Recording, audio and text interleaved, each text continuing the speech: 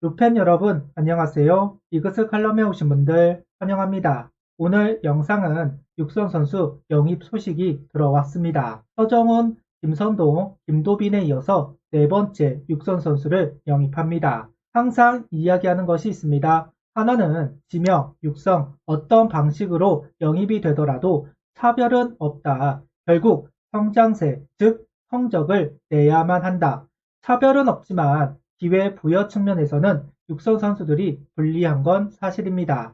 단 1년 안에 자기 자신의 모습을 각인시켜야만 하니까요. 한화 육선 선수로 영입이 된 배명고, 동국대, 정동우 선수가 이번 영상의 주인공입니다. 영상 이어가겠습니다. 서정훈, 김성동, 김도빈 선수 이후 육성 영입에 대한 소식이 없어서 올 시즌은 3명이 끝인가 보다 했습니다. 그동안은 5명을 꽉 채우더니 이번엔 아니네 하는 생각을 가지고 있었는데요. 그런데 등번호가 발표가 되고 한 명의 선수가 영입이 되었다는 것을 알 수가 있었습니다. 바로 동국대 권동욱 선수입니다. 꾸준하게 대학 외야수들을 육성 선수로 영입을 한 한화 구단입니다. 성공이라고 할 만한 케이스도 있고 실패를 해 방출로 연결이 되는 경우도 상당합니다. 다만 대성공은 없었습니다. 1군에 안착을 한 육선 선수가 없었기 때문입니다. 그래도 선수 영입을 그만할 수는 없습니다.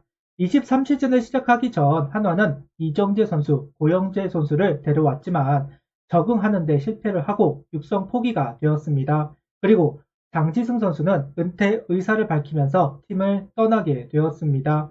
여기에 김해찬 선수는 군입대를 한 것으로 보이는 상황입니다. 퓨처스 잔류군을 소화해야 하는 선수들이 이런저런 이유로 팀을 떠났다. 이 자리를 채울 필요가 있었을 것이다 판단이 됩니다. 좌타 외야수는 최준서 선수를 비롯해 김성돈 선수를 데려오면서 채웠지만 우타 외야는 권현 선수와 제대하는 유민 선수가 있습니다. 4명의 우타 외야수가 나간 만큼 1명의 선수를 더 영입할 필요가 있었고 한화의 선택은 동국대 권동욱 선수라고 봐야 할 것 같습니다. 이름 권동욱, 대명고 동국대를 졸업하고 24년 육성 선수로 한화에 입단한 선수입니다. 키 173cm, 몸무게 85kg, 우투 우타 외야수, 키가 작은 선수입니다. 문현빈 선수가 프로필상 174cm, 김민기 선수가 프로필상 172cm입니다. 권동욱 선수는 문현빈 선수보다 1cm가 더 작고 김민기 선수보다 1cm가 더 큰 선수입니다. 프로팀들이 하드웨어가 좋은 선수를 선호하기도 하고 타격 성적도 3할 조금 넘는 수준, 고교 외야수는 4할이 넘어도 장타툴이 확실하지 않으면 지명이 안 되는 경우가 대다수입니다. 결국 프로 지명을 받지 못하고 대학에 진학한 권동욱 선수 4년이 지나고 다시 드래프트를 신청하지만 낙방.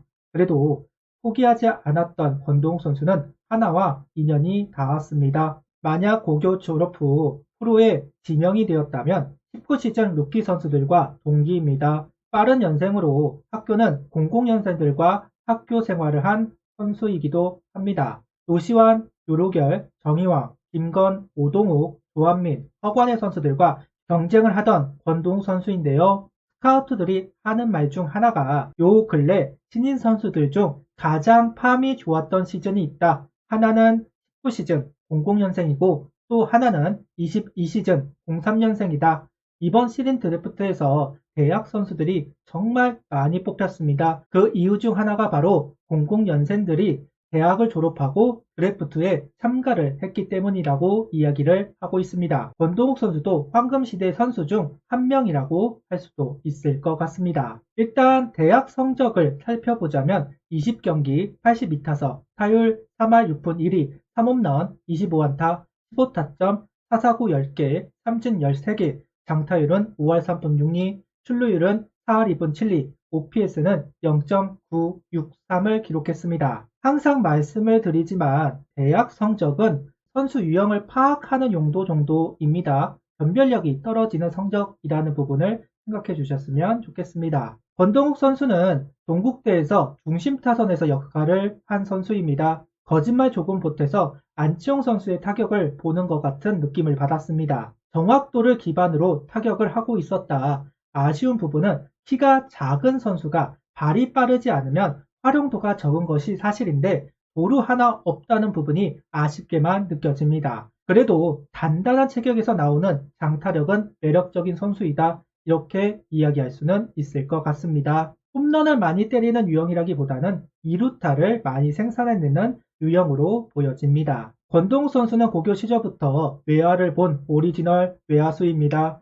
고등학교 당시에는 우익수를 본 기록도 있는데 동국대에서는 좌익수로 고정이 되어 있습니다. 타격 분포도를 보아도 확실히 당겨치는 부분이 높게 나오고 있기는 하지만 바깥쪽 로우 코스를 밀어 때릴 줄도 아는 선수입니다.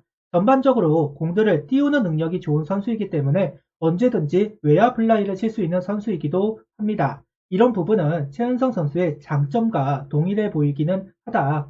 로우 코스를 그대로 띄워 외야를 보내는 능력이 좋아서 동국대에서 중심 타선 역할을 수행한 것으로 보입니다. 한화에 같은 배명고 출신 선수가 있습니다. 바로 유민 선수입니다. 하나와 유독 인연이 없었던 학교 중 하나가 배명고입니다. 심수창 선수가 잠깐 한화에 있었지만 한화와 지명 선수는 아니었고 지명 선수로는 유민 선수가 최초인 것으로 알고 있습니다. 육성 선수는 고영재 선수 그리고 이번에 권동욱 선수가 들어오면서 하나와 인연을 맺었습니다. 최근에는 그래도 배명고 선수들이 하나로 오는 케이스가 늘어나고 있는 것 같은데요.